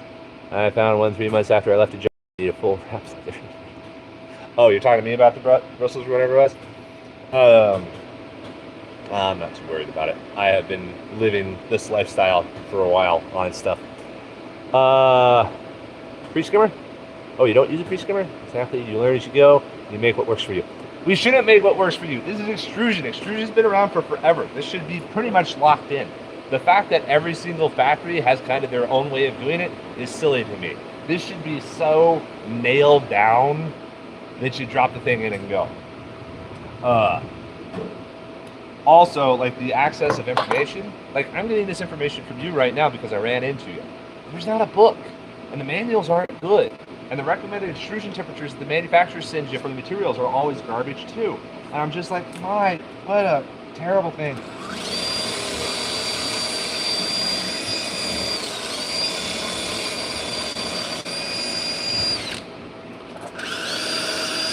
This is when I complain about manufacturing in the States. When things that should be solved out, like extrusion, have a recipe every time. There's another filament manufacturer down the road from us who has their own homemade machines that they use for spiral stuff, and then they started making filament. And they had their own little recipes in there. And I'm like, you can't build on the shoulders of giants if you don't climb up to the shoulders and you want to just grow yourself into a giant each time. There's no compounding benefit for that. I would like to take what everybody has done and then build on it, not have to rebuild it again.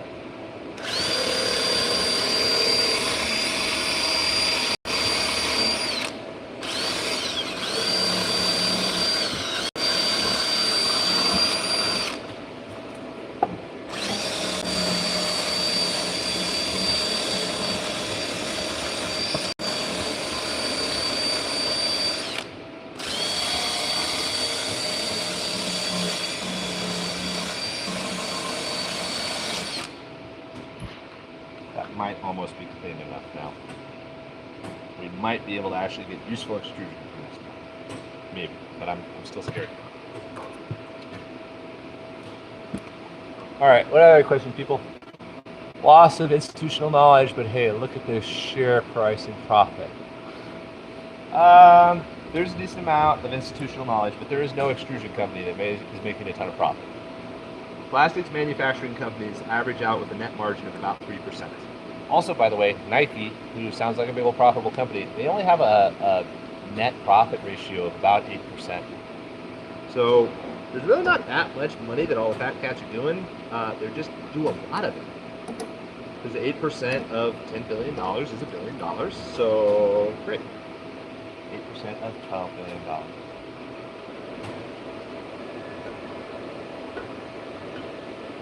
Rounding. People are going to go in the comments and go, rounding for the sake of efficiency.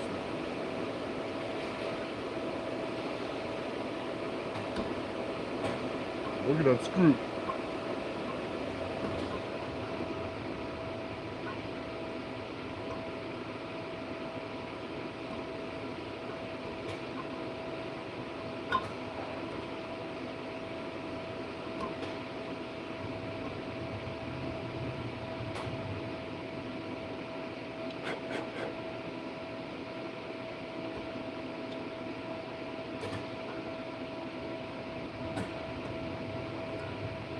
All right, guys, does anybody have other questions about teleport or like 3D printing businesses and that kind of stuff? Or about what we're doing?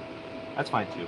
This is technically what the stream is about, so I suppose we should probably address it for anybody who has other questions. I'll look up here in about 15, 20 seconds. And then I'll see the first one I see. Answer that.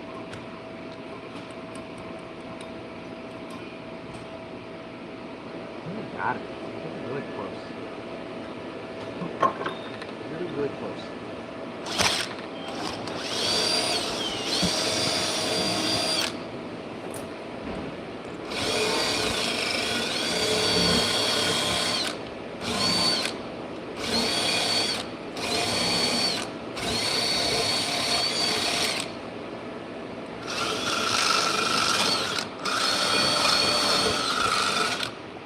I'm wearing my glasses, and they are polycarb, but they're also not close enough to my eyeballs, so I feel somewhat dangerous about this. I've got stuff in my eyes before. I don't like it.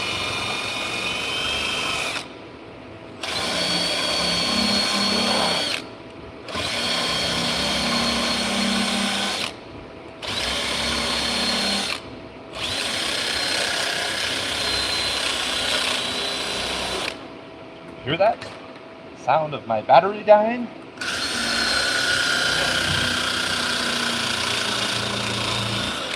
Don't die, battery. Don't die. It's so close. I got spare though. Not to brag, but I got spare battery in the shop.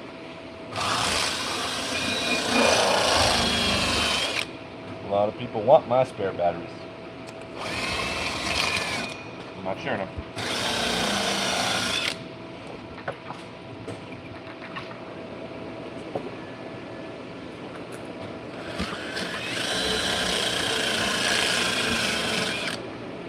All right, what do we got? At the end of the day, you can go and spend a few bar and buy a high precision filament extrusion line like Prusa used. It's a company, it's what I can call with a laser micrometer. We have the laser micrometers at the end of it all. Here's the thing, like a high precision extrusion line, what does it do different than this one does? Like how do they control the flow any differently than anybody else does? Because we have perfectly reasonable tolerances on all this stuff, and everybody's very happy with our filament, and it prints really well. What does the high precision line have that's different than an older line?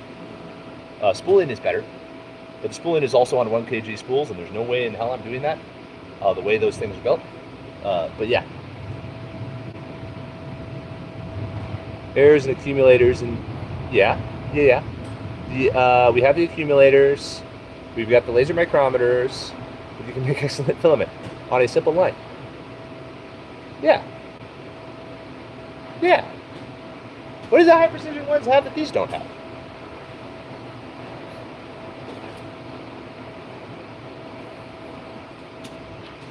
Do they need the screw cleaned less? We have over there. This one's an old line. We have one from 2015 over there that we bought used too, because again, I don't need anything special. Is there a trick to make PCTG print well? I bought a kilo from Amazon to familiarize myself with the material before committing to buying 3 kg from Tangled. Well, Tangled tough PCTG is going to be different, but PCTG, you print hot, print it at like 280 has been recommended temperatures, and an 85-degree print bed. Other people, you can throw in your recipes, but that's kind of what I have seen the best from it from. But it can still potentially get wet. It's still kind of a version of PET G, so you treat it a little bit like that.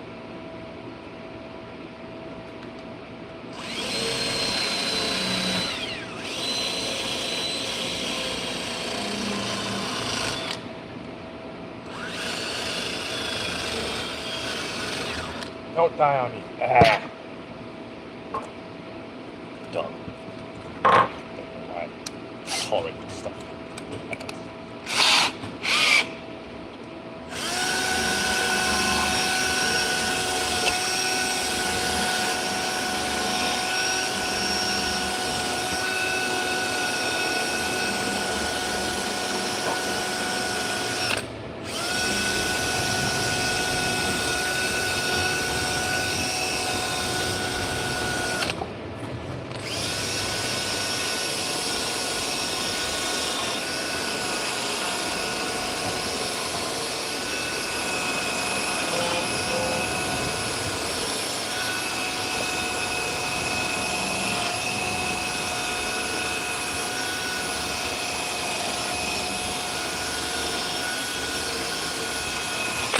Go buy some $10 PLA from tangledfilament.com. $10 PLA made inside the United States. Great. I got my plug-in. Now it's all useful. That's tangledfilament.com.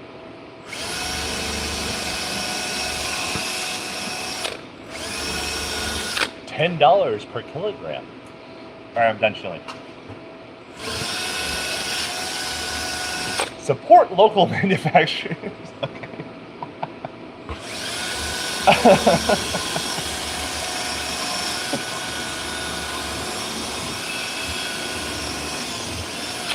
Oh, I feel so dirty.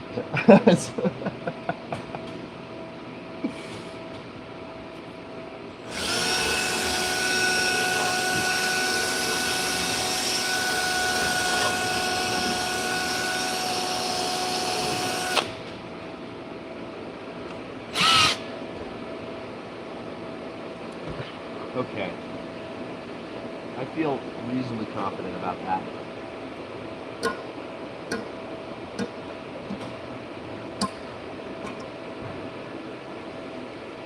All right, we've got questions.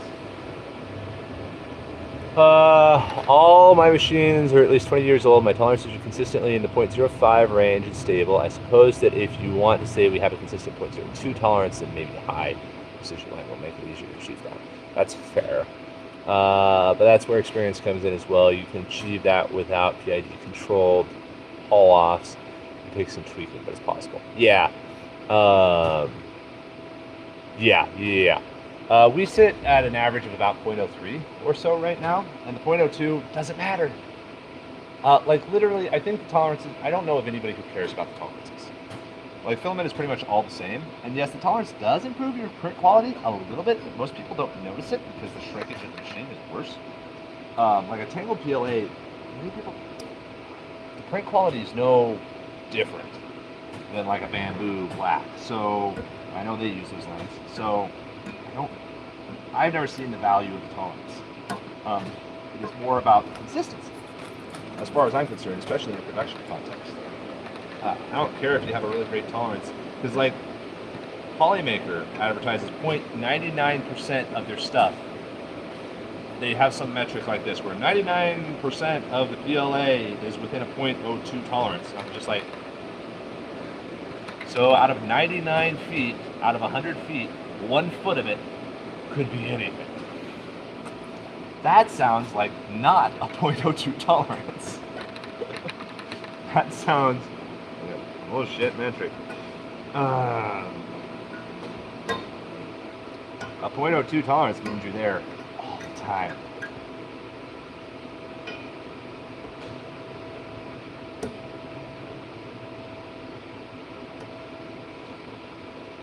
We have that tolerance.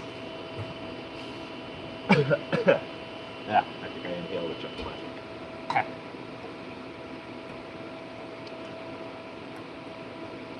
All right. Other questions? I think it's a marketing thing more than anything else. Yeah, it has been. Maybe you could print a fixture for that out of tough. Fixture for this? I have a fixture out of this. It's a board with 2 screws in it, so it can't roll off the table.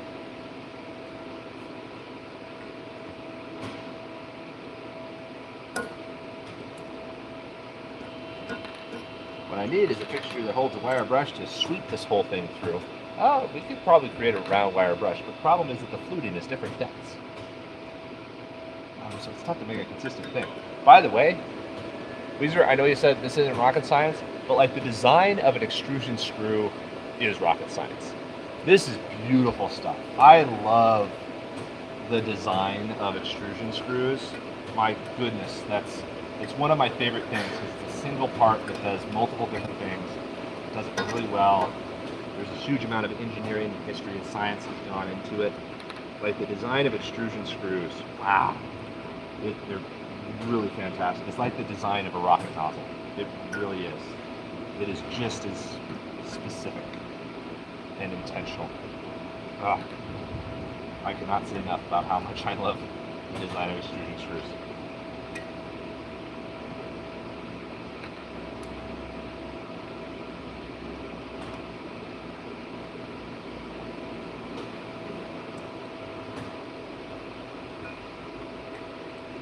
All right. That's a BS spec. Yes, every 100 feet doesn't have a grain of sand or piece of metal in it. Yeah. Yeah.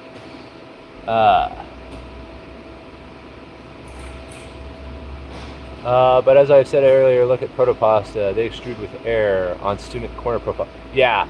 No, yeah, protopasta's layout is really interesting. But the reason they're able to extrude with air is they extrude so slow. It works for protopasta because their whole thing is of a bajillion colors. Extruding with air, I would not want to do. Because here's the thing. We want to run faster. I know our extrusion lines probably run about 25% faster than most people's. Because I'm not scared of raising the heat and increasing the rotary speed, rotational speed. But creates some weirdness in the PLA, which is why our PLA print is so hot. But yeah, protopasta just has to run so slow and have really long cooling areas. But we need to make our cooling areas faster too. For the amount of stuff that I've been, for our rate of extrusion, many people, a lot of folks don't realize this, but like the accumulator on one of these lines is one of the cooling areas on one of these extrusion lines. It goes through the water, and that gets it cool enough to where it doesn't stretch more, but then the accumulator gives it another quarter mile of cooling speed. Accumulators are freaking dangerous, though. I hate those things so much, because not literally dangerous, but like they're just hugely wasteful. Because if a thing snaps, or you're messing with the extruder, or you're changing the diameter, there's such a long lag time between the start and the end of it all. It's just a waste. We did remove the accumulator from one of our extrusion lines. We have it on the other ones, if they're running consistently enough. But an accumulator isn't necessary if you have a long enough cooling channel. But for us, we know that this building's about 100 feet in any direction. We're going to some point, when we were starting out Tangled, we knew extruders had to be faster. And there are a few constraints on extruders being faster, but you don't really want multi-bore nozzles, but might have to use them. People really, again, it's kind of a 3D printer thing of like we're all so small that we don't know what the big guys do. But yeah. Weezer, give me backup on this. Do I have to clean the rest of the screw, or can I just shove that in there and it'll purge itself out? Since I got the upper flute done, I think I can get away without doing the rest of it. Like, here, take a look at that. Does that look, Weezer, does that look clean to you? Am I good enough? Did I shove that back in the machine? Or should I go another 6 inches? I feel like I should go another 6 inches. I don't want to. I don't think I need to. No. That's the first melt zone. Second melt zone. Need more of this stuff.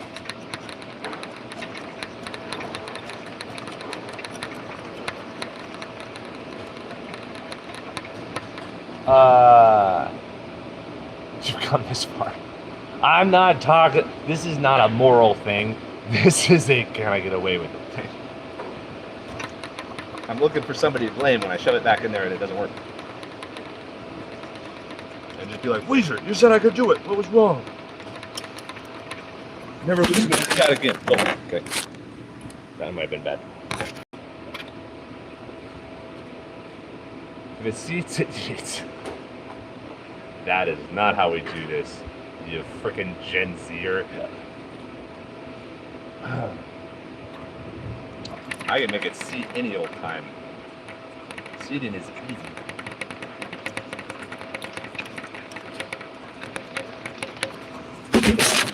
Okay, maybe I shouldn't do that anymore. Let me put it right there. It might actually stay there now.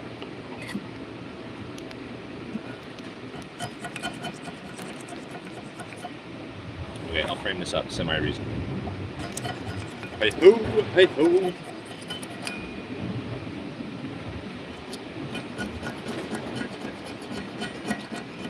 It eats. Nobody in my audience uses that phraseology. Gee whiz. Hold on, let me get this around.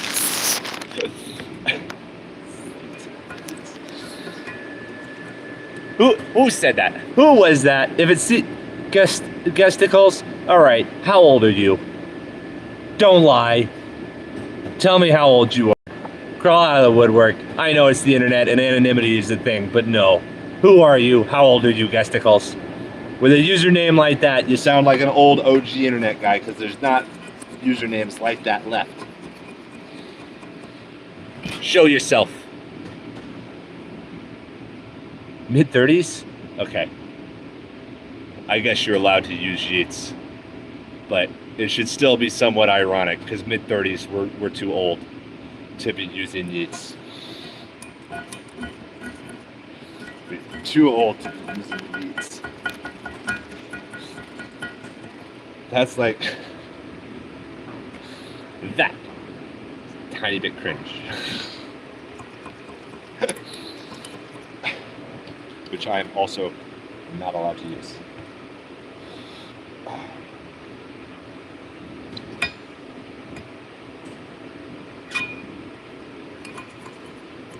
Wait a second, which part of mid-30s? Low mid-30s, high mid-30s? If you're high mid-30s, I'm going to roast you something terrible. I just came in from a sawmill to grab some lunch and catch up on emails and live streams, so relaxing, watching someone else do work. Yeah. I can appreciate that. This is the society we live in. Like buying jeans with tears in them. Can't go earn your tears no more. No. Well, date myself.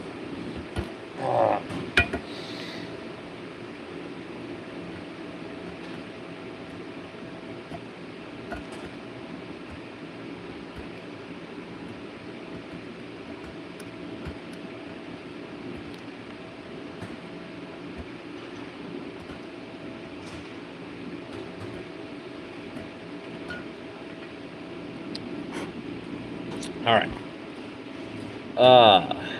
Solidly mid.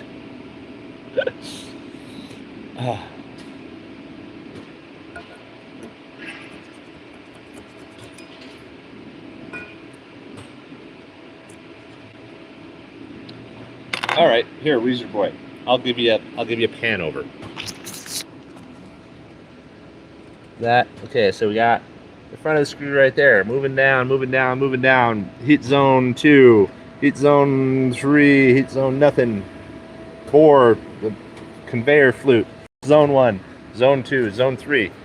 We technically have 4 zones. Well, no, the other zone is a die, so never mind. It is just 3 zones on the screw. Was that clean? Clean enough? I don't like it. There's still more stuff up here. This is a fluty area. This is a feeder area. This is the first compression zone. I don't trust myself. I gotta get more stuff off of this.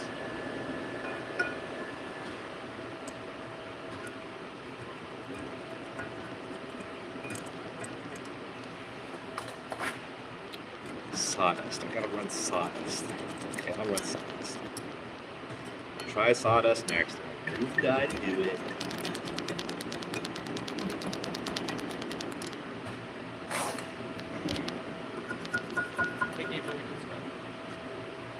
I gotta go, guys. I have an actual meeting.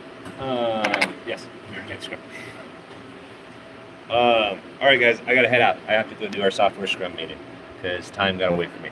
All right. See y'all later.